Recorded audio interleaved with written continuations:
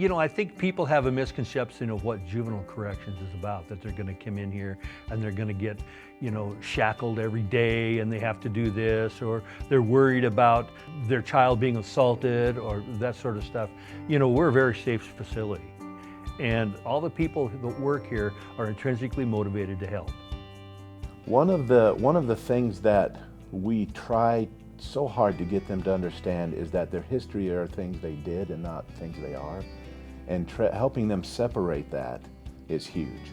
A lot of them think, well, I am what I have done and always will be, and therefore my future has been made clear. And trying to get them to understand that you get to reshuffle the deck and deal it the way you want now. You might have been dealt a bad hand, but now you get to do the dealing. The program that we have here is called the Milestone Program, and it's a social learning environment, and it's based on the fact that the young people are their own primary change agent. Our program has surprised a few people because we don't have TV set up, we don't have video games set up, and there's just not that much time when you build in all of the things that we provide by way of learning, processing, growing, interaction. When a juvenile comes in, we take a look at their observation and assessment report. And we take a look at a variety of things. Are they violent? How old are they? Do they have co-defendants in the same wing or another wing? And we take a look at that information and we try to assign them to a particular wing and a group leader that we think is going to be a good fit.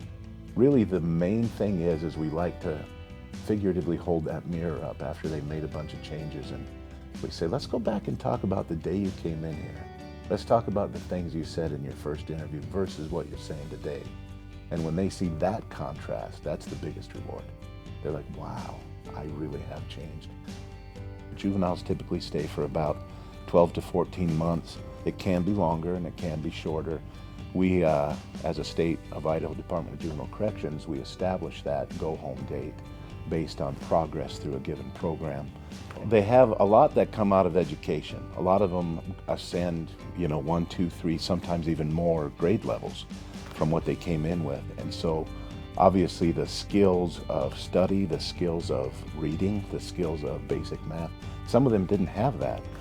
But they also have the skills through the rehabilitative side of the program to deal with a conflict without maybe some of their old coping skills like anger, like walking away, like self-doubt, self-loathing, some of the things that they've kind of built a pattern of.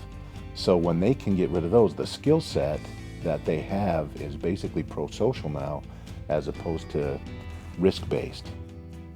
Well, when they first come in, we give them an initial test, and from that, we design an education program for them. And we review their transcripts, we find out what they're missing, what they need. I think of our education system here as a finer net in the civilian world. And so our teachers only have up to 12 students. So we offer one-on-one education where we can diagnose the gaps. We identify the gaps and we can sit next to a student and work with them. Our teachers come in every day, they're excited to be here. They are experts in their field, and the students love their teachers.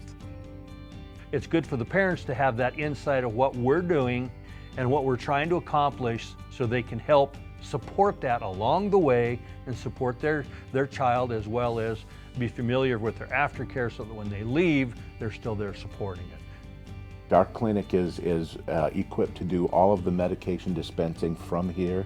We have, full medical triage, and in the event that there's something that we can't handle, we'll either call somebody in by way of EMT immediately or send them out. We have a drug and alcohol counselor who does processing of why they're addicted. She does education on the addiction itself. She does a lot of those kinds of things, as well as she sits down individually and as a group and talks about alternatives. They get more tools to deal with the things that life's going to throw at them. When they come in, it seems like their tools are negative coping mechanisms, drugs, violence. And so what I want them to take out of this is life isn't lost just because you're here. You have a lot of opportunities to succeed. This job has to do not so much with the day-to-day, but it has to do with after young kids leave, they'll call back or write back or stop in and say, hey, what I learned there is still sustaining me. Or, hey, I just want you to know I got married, I got 2 kids now, and I finished that degree I never thought I could do. That's what I love about the job. You know, I've told kids walking out the door, I don't ever want to see you again here, you know, because that means they're being successful.